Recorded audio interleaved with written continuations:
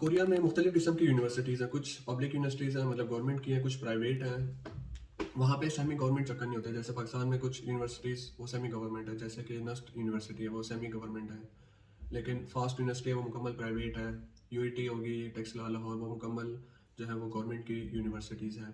तो 3 कैटेगरीज़ होती हैं, लेकिन कोरिया में 2 कैटेगरीज़ हैं ज़्यादातर, प्राइवेट होगी यूनिवर्सिटी या फिर पब्लिक यूनिवर्सिटीज़ होंगी।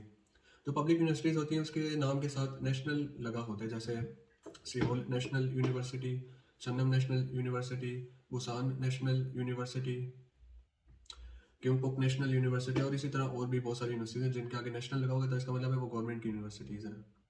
तो जब आप स्कॉलरशिप्स के लिए अप्लाई करें मास्टर्स के या पीएचडी के लिए, तो आप कोशिश किया करें कि आप प्राइवेट यूनिवर्सिटीज़ में अप्लाई करें, क्योंकि प्राइवेट यूनिवर्सिटी का फ़ायदा ये होता है कि वहाँ पे जो स्कॉलरशिप मिलती है वो मुकम्मल आपकी जेब में जाती है। लेकिन जो आपको कोई फ़ीस नहीं देनी पड़ती, ट्यूशन फ़ीस जो होती है हर सेमेस्टर्स की, वो नहीं देनी पड़ती। लेकिन नेशनल यूनिवर्सिटीज़ में ये होता है आपको हर मंथ जो है वो पैसे देने पड़ते हैं। मतलब हर हर हर सेमेस्टर में आपको ट्यूशन फ़ीस देनी पड़ती है। जैसे मेरा छन्नम नेशनल यूनिवर्सिटी में एडमिशन हुआ था, तो मेरा 3 यूनिवर्सिटीज़ में मुझे ऑफ़र आई, तो मैंने छन्नम को सिलेक्ट किया। तो मुझे अभी तक ये चीज़ नहीं पता थी कि जो नेशनल यूनिवर्सिटीज़ होती हैं वहाँ पे आपको पैसे देने पड़ते हैं हर सेमेस्टर की ट्यूशन फ़ीस के। और मेरा जो प्रोफ़ेसर था वो मुझे अच्छे पैसे दे रहा था। तो मुझे इस चीज़ का अंदाज़ा नहीं था कि आपको सेमेस्टर की फ़ीस भी देनी होती है और उसी में से आपने निकालनी होती है। तो मैंने कहा नहीं यार, ये पैसे तो अच्छे हैं, तो मुझे इस चीज़ का इल्म नहीं था अभी शुरू में जब मैंने अप्लाई कर दिया। जब रिज़ल्ट आया, अनाउंस हो गया, उसने कहा हाँ, आप सिलेक्टेड हो गए हैं और अब आपको इतने पैसे, जो कि उस टाइम 4 लाख रुपए थे, ट्यूशन फ़ीस वो आपने देनी है।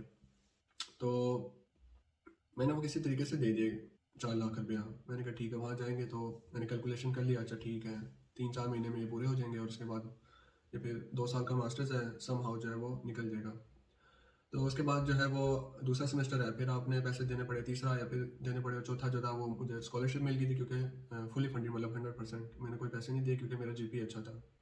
तो फिर वहाँ से मैंने ये चीज़ रियलाइज़ की कि जितनी भी नेशनल यूनिवर्सिटीज़ थी वहाँ पे आपको ट्यूशन फ़ीस देनी पड़ती है। इसी वजह से जो अगर आप कोरिया में स्कॉलरशिप्स के लिए अप्लाई कर रहे हैं, तो जो सबसे बेस्ट होता है वो आप उस यूनिवर्सिटी में अप्लाई करें जिसके साथ आईएसटी लगा होता है, जैसे जिस्ट हो गया, यूनिस्ट हो गया, डीजिस्ट हो गया। तो इन यूनिवर्सिटीज़ में जितने भी पैसे होते हैं वो सारे आपके अपने होते हैं, वो आपने कोई भी फीस में नहीं देने पड़ते हैं। और ये चीज़ मतलब, और उसमें पैसे भी आपको ज़्यादा मिलते हैं। ये फ़ायदा भी है इन इंस्टीट्यूट्स का। एक तो पैसे ज़्यादा हैं, ऊपर से आपको कोई क्या कहते हैं, कोई फ़ीस नहीं देनी पड़ेगी। ऊपर से इनकी जो लैब्स होती हैं ईस्ट यूनिवर्सिटीज़ की, वो अच्छी होती है और इनका जो रैंकिंग है वो भी अच्छी होती है। तो सबसे पहले आपकी जो कोशिश होनी चाहिए, अगर आप कोरिया में अप्लाई कर रहे हैं स्कॉलरशिप्स के लिए, तो आप उन यूनिवर्सिटीज़ को हिट करें जिसमें आईएसटी आता है, जैसे यूनिस्ट, डीजिस्ट, जिस्ट और इसी तरह यूएसटी। उसके बाद आप प्राइवेट यूनिवर्सिटीज़ को हिट करें, जैसे सिजोंग यूनिवर्सिटीज़ हैं या फिर और भी यूनिवर्सिटीज़ हैं, उसको हिट करें, योनसे यूनिवर्सिटीज़ हैं।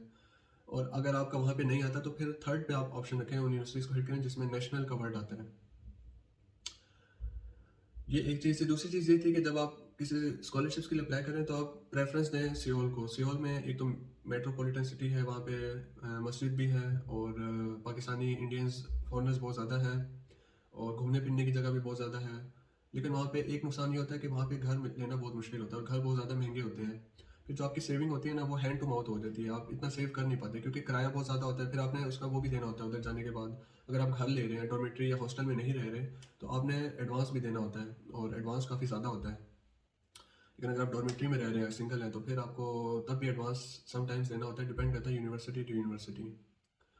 तो ज़्यादातर आपकी कोशिश होनी चाहिए एक तो कैपिटल में जाएं, क्योंकि वहाँ पे कम्युनिटी ज़्यादा होती है और आप बोर नहीं होंगे, और इंग्लिश भी जो है वो फॉरेनर्स के साथ बोल रहे थे क्योंकि कैपिटल है। लेकिन अगर आप छोटे शहरों में जाते हैं तो वहाँ पे एक तो कम्युनिटी कम होती है, ऊपर से आपके जो है वो हलाल शॉप्स जो होती हैं वो बहुत ही कम होती हैं, तो इसलिए आपको फिर काफ़ी लंबा लंबा सफ़र करके जाना पड़ता है हलाल चीज़ें लेने या फिर देसी चीज़ें लेने के लिए।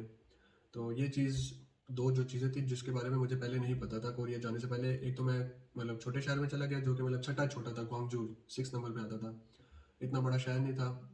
दूसरा जो नेशनल यूनिवर्सिटी थी जिसमें मैंने अप्लाई कर दिया था, जबकि मेरे पास ऑफर्स थी कैपिटल से और प्राइवेट यूनिवर्सिटीज़ की जिसमें कोई फ़ीस नहीं देनी थी, लेकिन मुझे इस चीज़ का किसी ने बताया ही नहीं था।